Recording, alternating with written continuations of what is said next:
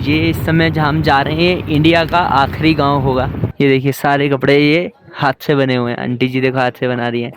तो यहाँ पे देख सकते हैं अंग्रेज भी आए हैं भाई।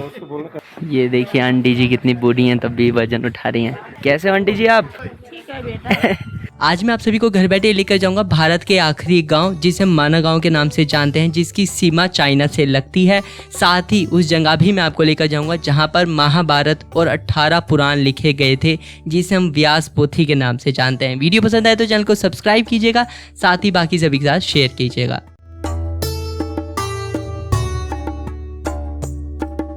यहाँ पर देखिए बद्री केदार जी हैं और यहाँ पर अगर आपको जाना है माना विलेज के लिए इधर से जाना पड़ेगा।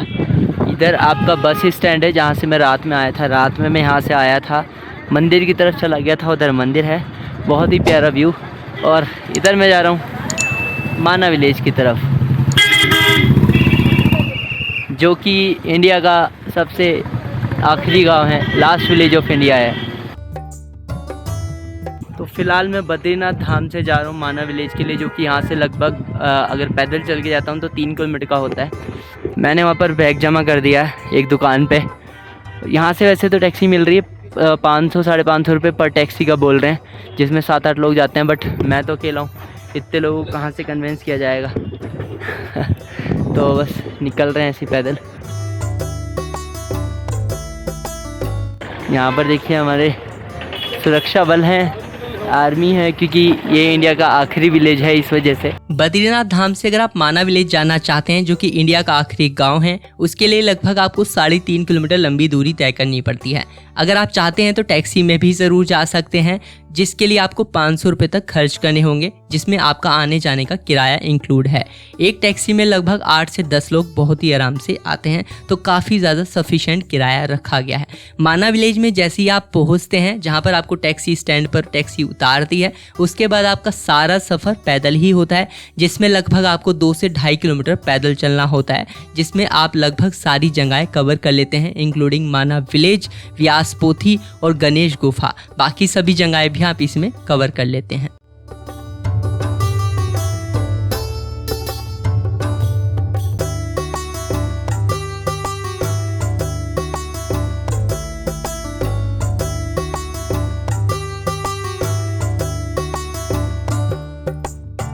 तो यहाँ पर देखिए माना गांव में एंट्री करने के लिए 30 रुपये की पर्ची है, 30 रुपये देने पड़ते हैं। ये ले लो भैया 30 रुपये। अच्छा आपने देना? जी जी जी जी जी ठीक है सर। ये हमारे 30 रुपये की पर्ची कट गई है माना विलेज में एंट्री के लिए।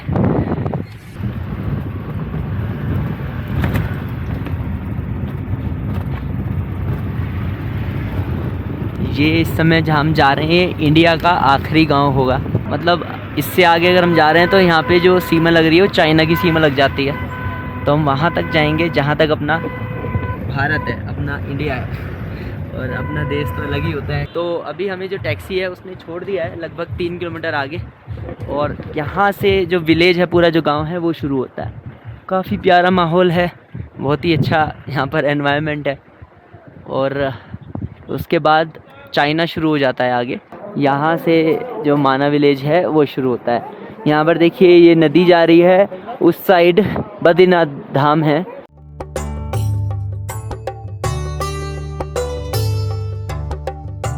प्यारा सा गांव है, देखिए छोटा सा प्यारा सा गांव। अच्छा, यहाँ पर सर्दियों में इतनी बर्फ़ पड़ जाती है कि गांव के सब लोगों को नीचे वापस जाना पड़ता है। कोई प्रदूषण नहीं, 0 पोल्यूशन है। गर्मी से बहुत रीजन होती है। और ये देखिए जी, गर्मी बहुत रहती है। यहाँ पर छोटी छोटी दुकानें हैं, हाथ से बने हुए। देखिए कपड़े हैं।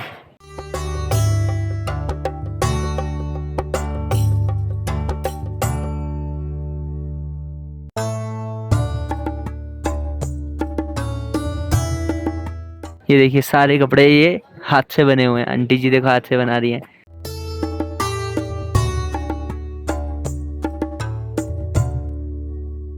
सब हाथ से देखिए बने हुए हैं। देखिए कितना बढ़िया बना रखा है इन लोगों ने।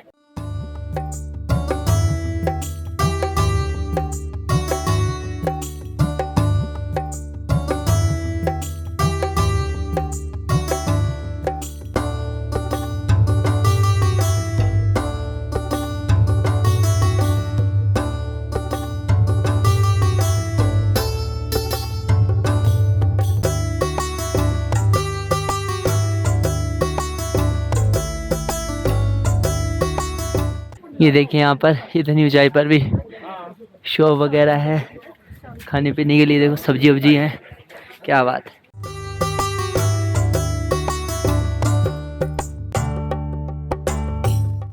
आंटी जी कैसे हैं आप? ठीक हूँ बेटा। ये क्या क्या है आंटी आपके पास?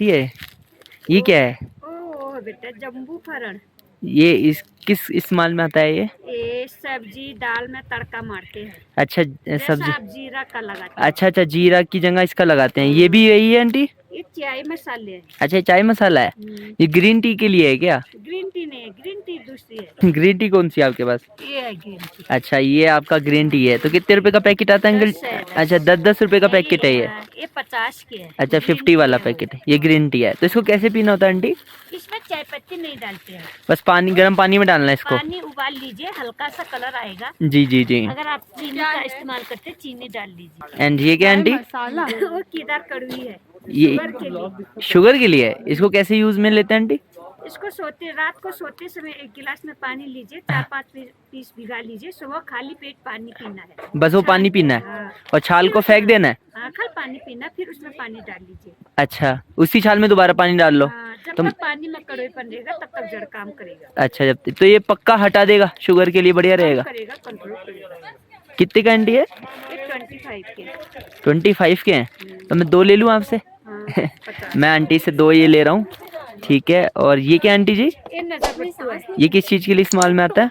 ये गाड़ी घर में टांगते हैं, पूजा पाठ में काम आता है। अच्छा तो इसमें 10 रुपए की है। अच्छा ये 10 रुपए की है। बाकी तो ये देखिए हाथ से बना हुआ है पूरा। टोपा जी कितने का आंटी जी है?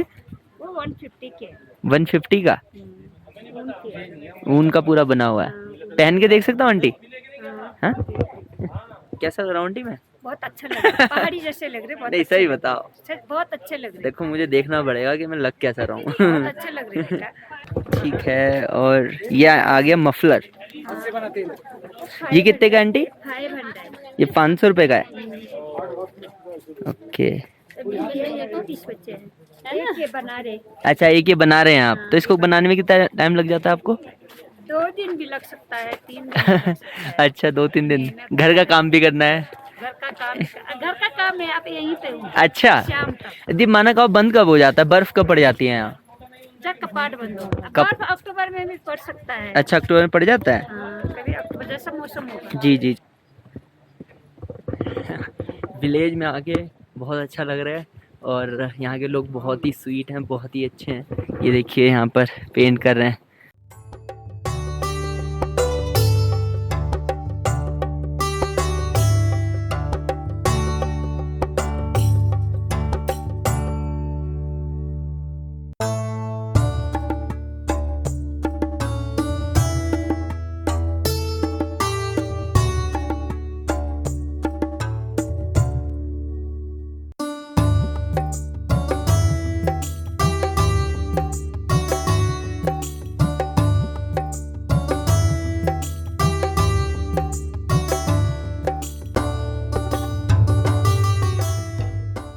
तो भीम पुल इस साइड है, सरस्वती धाम इस साइड है और केशव प्रयाग इस साइड है। अभी फ़िलहाल मैं यहाँ जाऊँगा गणेश गुफा एंड व्यास गुफा, ये दोनों कवर करके फिर वापसी आएंगे एंड देन हम ये तीनों चीज़ें कवर अप करेंगे। तो हर हर महादेव, आगे बढ़ते हैं।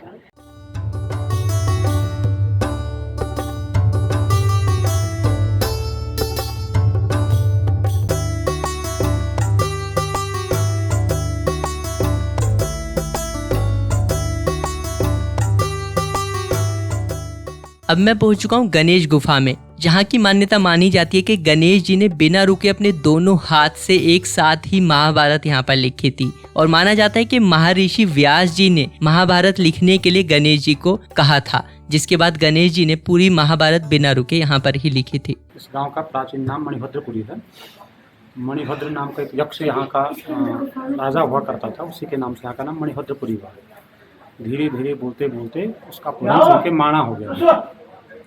इसी क्षेत्र में भगवान के 17वें अवतार आए थे कृष्ण द्वैपायन। यहाँ जब आए उस समय वेद मंत्र जब बिखरे हुए थे, तो उसका संग्रह नहीं था कोई और न कोई जब क्रमबद्ध जो है कोई पुस्तक थी। तो कृष्णद्वैपायन महाराज ने उन सारे मंत्रों का संग्रह करके उसको 4 वेदों का स्वरूप दिया, ऋगु यजु साम अथर्व। उनको उपाधि मिली वेदव्यास की।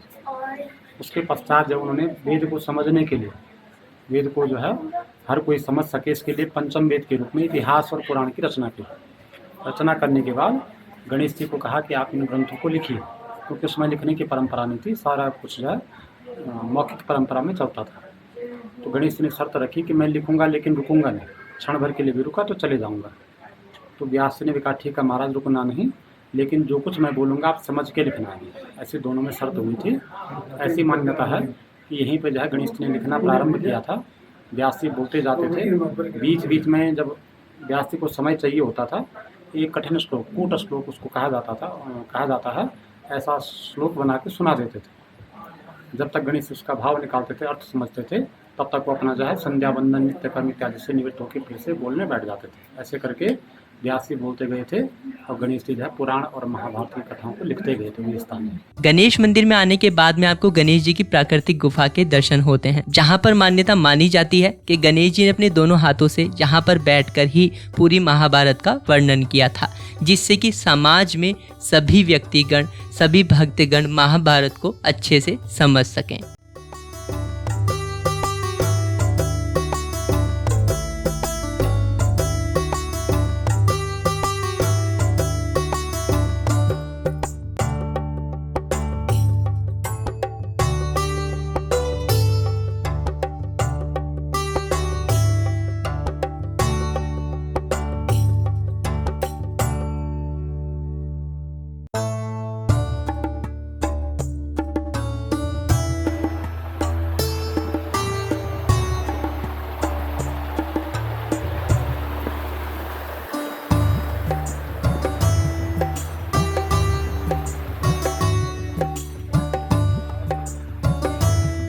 तो फिलहाल मैं जा रहा हूँ व्यास गुफा।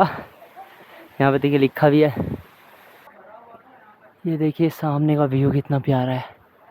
तो माना विलेज में देखो मैं भाई लोग मिले हैं। भैया कहाँ से आप लोग? हम लुधियाना पंजाब से। लुधियाना पंजाब से।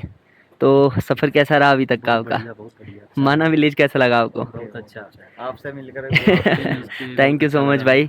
और बद्रीनाथ महाराज के दर्शन कैसे हुए आपको? बहुत अच्छे, बढ़िया एकदम। देश का झंडा देख के तो शरीर में ऊर्जा का संचार ही हो जाता है। ये है व्यास गुफा।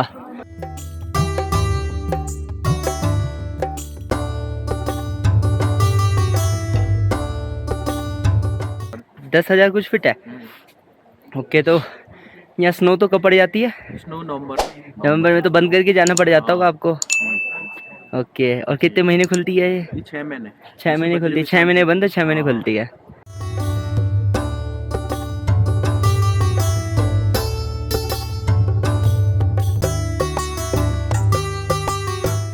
तो यहाँ पे देख सकते हैं अंग्रेज भी आए हैं भाई।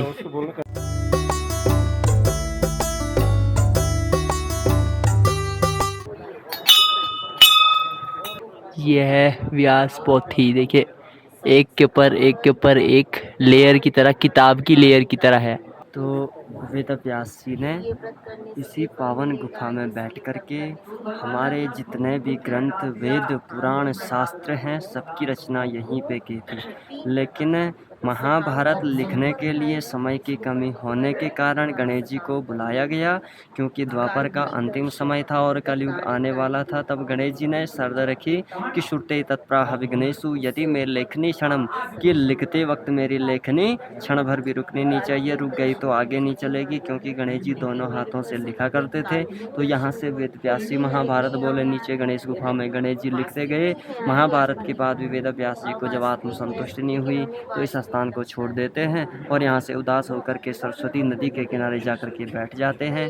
नारद मुनि जी आते हैं। नारद जी कहते हैं कि भगवान आप इतने उदास क्यों हैं? तो वेद व्यास जी कहते हैं मैंने इतने ग्रंथों का लेखन कर दिया, वेद पुराणों की रचना कर दी, तब भी ये चित्त शांत नहीं हो रहा। तब नारद जी कहते कि जब तक तुम भागवत रूपी उस रस का पान अपने भक्तजनों में नहीं बांटोगे तब तक तुम्हें संतुष्टि नहीं मिलेगी। तो अंत में इसी स्थान में आकर के नारायणम नमस्कृत्य नरं चैव नरोत्तमं देवीं सरस्वती व्यासं ततो जयमुदीरयेत् समुद्री रहे। नर नारायण भगवान को प्रणाम किया, माँ सरस्वती की वंदना की और यहाँ पे आकर के भागवत महापुराण की रचना के सामने ये पत्थर दिखाई दे रहा है जी ये व्यास की पुस्तक है, व्यास पोथी। जी। इस पे अलग अलग लेयर दिखाई दे रही है। ये विशाल शिला द्वापर में भोजपत्र हुआ करती थी, जैसे कलयुग आया पूरा पत्थर में अवतरित हो गया।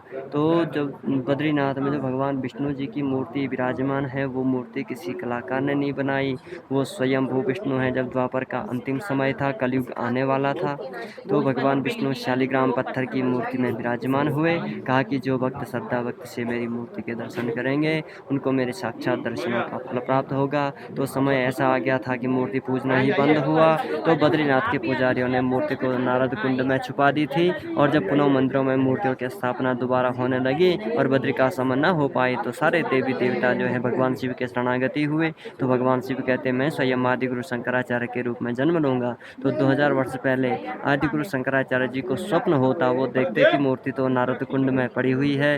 तो आदि गुरु शंकराचार्य जी 2000 वर्ष पहले बद्रिकाश्रम आए और मूर्ति को उठा करके पुनः बद्रिकाश्रम स्थापित की। स्थापित करने के बाद विश्वकर्मा के द्वारा ये भव्य मंदिर बनवाया गया। इसमें प्रधान अर्चक चुने गए थे नारद मुनि, इसीलिए आज भी स्वयं 6 महीने नारद मुनि पूजा करने आते, 6 महीने भक्तजन पूजा करते हैं। मंदिर की जो अखंड ज्योत है वो 12 महीने जली रहती, 6 महीने बाद अपना कपाट खुलते हैं, ज्योत जली हुई मिलती है। तो भागवत की बुक साक्षात कृष्ण स्वरूप होती, कलयुग आते ही भी पत्थर में अवतरित हो गया। बलभद्र विशाल भगवान की जय। सामने नारायण पर्वत है, ये नारायण पर्वत जी। इसी के पीछे केदारनाथ है जी ये यहीं बादल लगे, वहाँ शेषनाग है। जी। ये कुबेर पर्वत है, अच्छा, ये कुबेर पर्वत है, ये जी। नर पर्वत है। ये नर है हाँ, और ये नारायण। नारायण, नर और नारायण पर्वत है, और ये है कुबेर पर्वत। इसी के पीछे ही केदारनाथ है। तो मतलब पंडित जी जो पुजारी एक ही थे, बद्री केदार जो पुजारी हुआ करते थे, मैंने सुना है कि वो पहले इसी पहाड़ को लांग के वहाँ चले जाते थे। जाते थे। तो आज तो कोई नहीं जा पाएगा। आजकल कोई नहीं।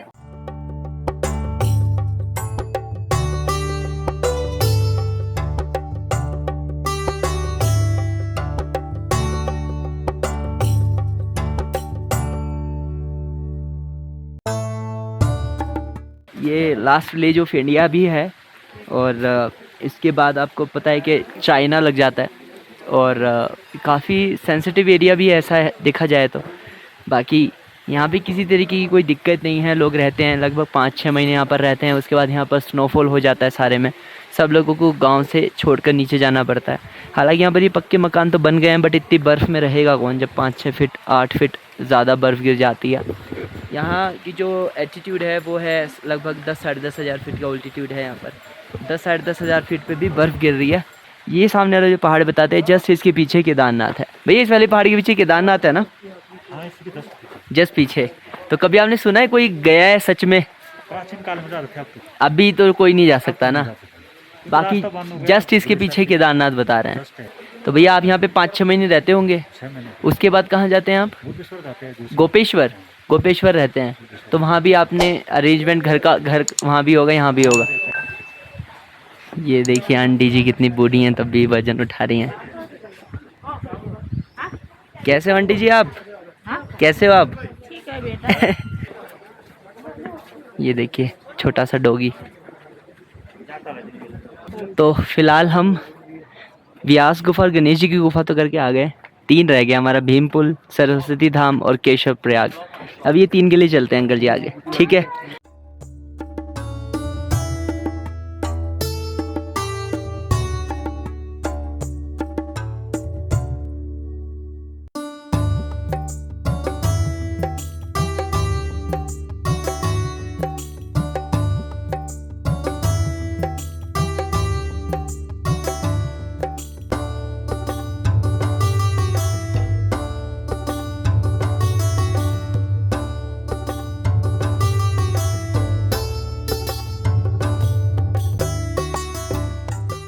ये देखिए जो 2 पत्थरों का आपस में मिलन हो रहा है, जोड़ जो है, ये बता रहे हैं कि भीम ने रखे थे स्वर्ग। जब ये लोग जा रहे थे तब उनकी जो आधारशिला है दोनों पत्थरों की, वो रखी गई थी। और ये देखिए कितना तेज़ पानी है यहाँ पर, बहुत तेज़ पानी है, बहुत ज़्यादा।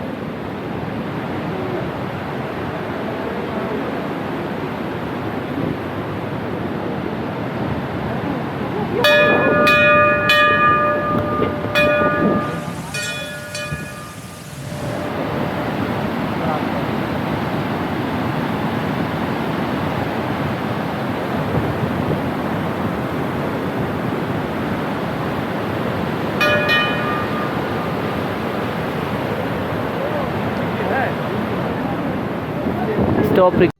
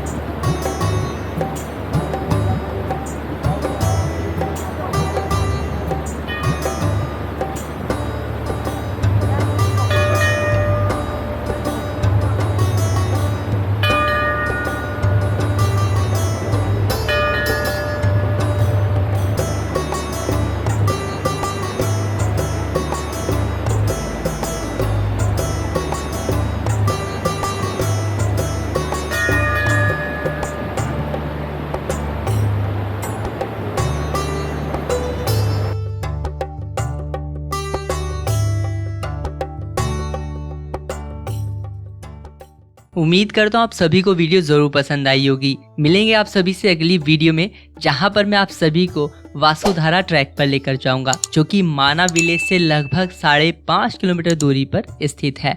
वीडियो अगर पसंद आई तो चैनल को सब्सक्राइब कीजिए, वीडियो को शेयर कीजिए और कमेंट में अपना फीडबैक बताना ना भूलें। मिलते हैं अगली वीडियो में, तब तक के लिए शुक्रिया।